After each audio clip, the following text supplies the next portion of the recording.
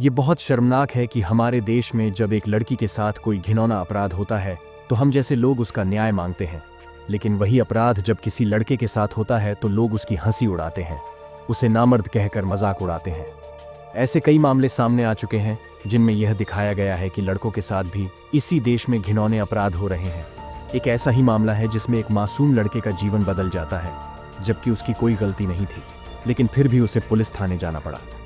यह कहानी मुंबई के डीओ एरिया की है, जहां 4 जून को उत्तर प्रदेश से एक लड़का अपनी आंटी और अंकल के पास रहने के लिए आया था।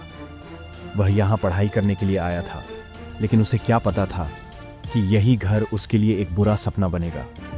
शुरुआत में सब कुछ ठीक था, लेकिन एक दिन जब लड़के का अंकल काम पर गया तो वह लड़का समय से पहले घर लौट आया। घर में उसकी आंटी थी, जो उसका काफ़ी गलत तरीके से पीछा करने लगी। आंटी ने घर में किसी को न पाकर लड़के के कपड़े उतारने शुरू कर दिए। लड़का घबरा गया और उसने आंटी से पूछा, आंटी, आप क्या कर रही हो? लेकिन आंटी ने उसकी बातों का कोई जवाब नहीं दिया और धीरे धीरे उसे धमकाते हुए उसके पास आकर बैठ गई। वह लड़का डर के कारण चुप रहा, जबकि आंटी ने उसकी मदद को लेकर कई घिनौनी बातें करनी शुरू कर दी। इस घटना के बाद लड़का और भी डर गया और आंटी की धमकियों से दबकर चुप हो गया। धीरे धीरे वह आंटी इस लड़के के साथ अपनी घिनौनी हरकतें करने लगी। वह डर से और शर्मिंदगी से चुपचाप सहता गया। दिन बीतते गए और लड़के ने खुद से ठान लिया कि अब वह अपनी आंटी के साथ यह सब नहीं होने देगा। एक दिन उसने अपनी माँ से यूपी फोन पर बात की और अपनी आंटी के साथ हुए इस कृत्य के बारे में पूरी जानकारी दी। यह कॉल लड़के ने अपनी आंटी के फोन से की थी।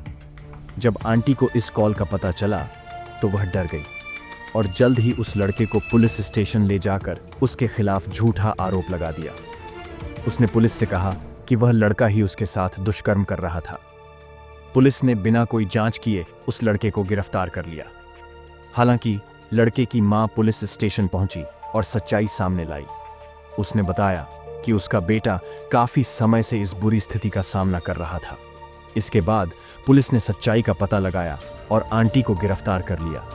वह अब सलाखों के पीछे है, लेकिन इस घटना के बाद क्या उस लड़के को सच में इंसाफ मिला?